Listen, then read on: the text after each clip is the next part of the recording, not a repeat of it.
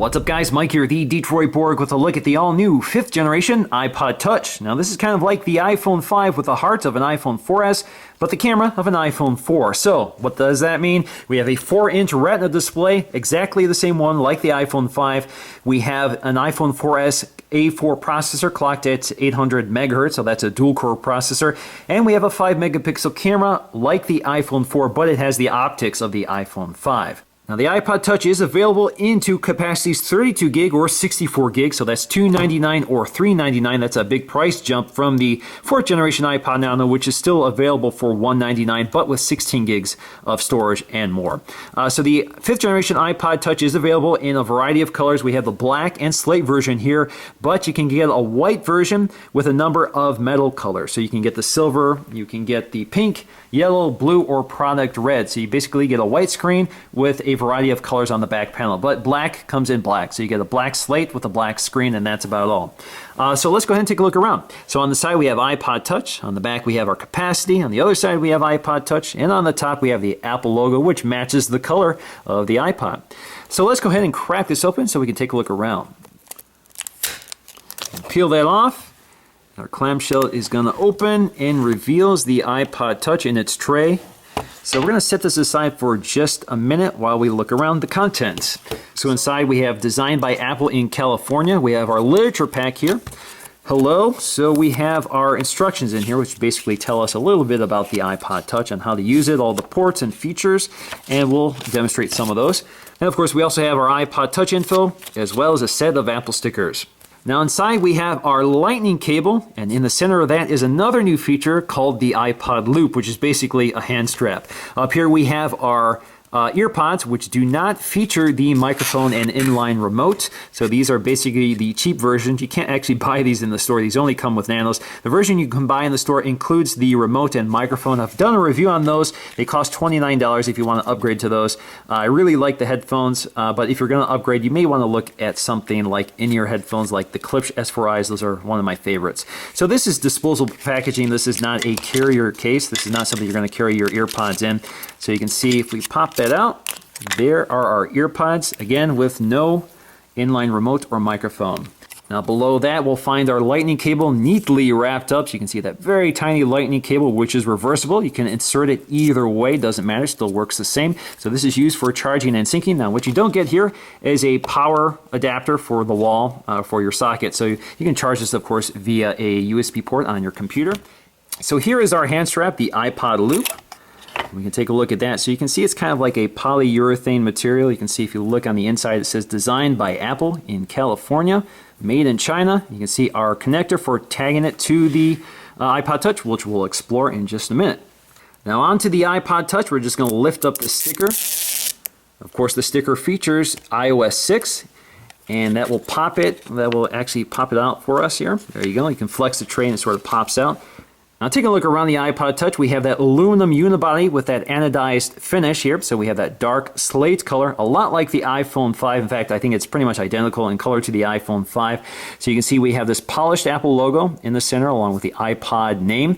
Up top we have a little transparent window here, or a radio transparent window. This allows things like Wi-Fi and Bluetooth to work through the body of this metal chassis. We also have our iSight camera. This is a new 5-megapixel autofocusing camera with stabilization, can record video at 1080p at 30 frames per second, and it basically is the iPhone 4 sensor, but it has the optics of the iPhone 5. So we get the high quality optics with the 5 lenses and the sapphire crystal lens cover for scratch resistance and ultimate clarity. We also have our microphone and LED flash. LED flash is also new this time for the iPod Touch.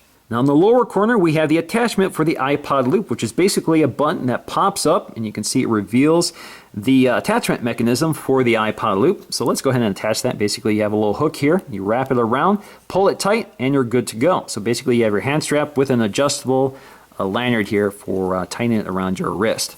Up here we have our speaker, as well as our lightning connector and headphone jack. Now on the other side we have our color matching volume controls, up and down of course, and up top another color matching button for the sleep wake function. Now on the front, we'll find our new and improved FaceTime camera, which is a 1.2 megapixel camera versus the 0.3 VGA camera from the last, or from the iPhone or iPod Touch 4th generation and previous FaceTime cameras. So again, this is like the iPhone 5, can record video at 720p resolution, so it's a much higher quality video for FaceTiming or self-recording.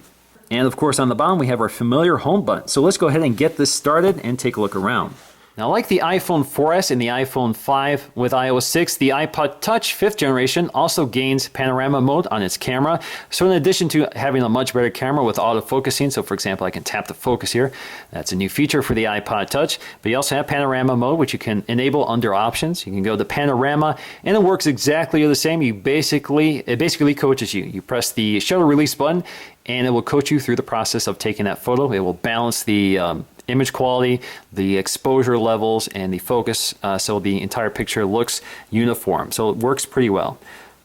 Now I also have tap to focus. You can also tap and hold to lock focus and exposure. This also recognizes faces, so it will adjust the scene for optimal levels for photographing the faces in the scene. So it can recognize up to 10 faces, I believe is the limit. And of course we also have a flash. So we can turn on the flash, take a photo, fires the flash.